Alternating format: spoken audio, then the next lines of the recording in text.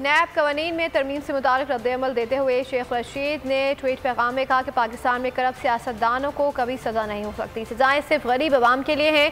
तरमीम करके नैब के दांत निकाल दिए गए। इस तरमीम के बाद नैब के इदारे को बंद कर देना चाहिए। जब चोर और चौकीदार मिल जाते हैं तो बेबस अवाम उससे निजात के लिए आसमान की तरफ मदद के लिए देखती है।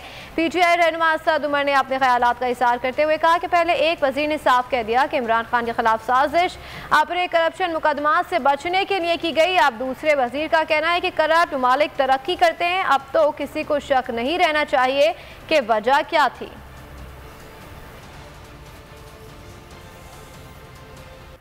नैब कवानीन में तरमीम से मुतालिक रद्द-ए-अमल देते हुए शेख रशीद ने ट्वीट पैगाम में कहा कि पाकिस्तान में करप्ट सियासतदानों को कभी सज़ा नहीं हो सकती। सज़ाएं सिर्फ गरीब अवाम के लिए हैं।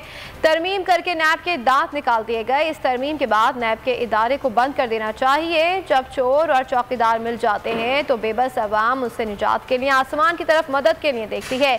PTI रहनुमा असद उमर ने अपने ख्यालात का इज़हार करते हुए कहा कि पहले एक वज़ीर ने साफ कह दिया कि इमरान खान के खिलाफ साजिश अपने करप्शन मुकदमात से बचने के लिए की गई। अब दूसरे वजीर का कहना है कि करप्ट ममालिक तरक्की करते हैं। अब तो किसी को शक नहीं रहना चाहिए कि वजह क्या थी।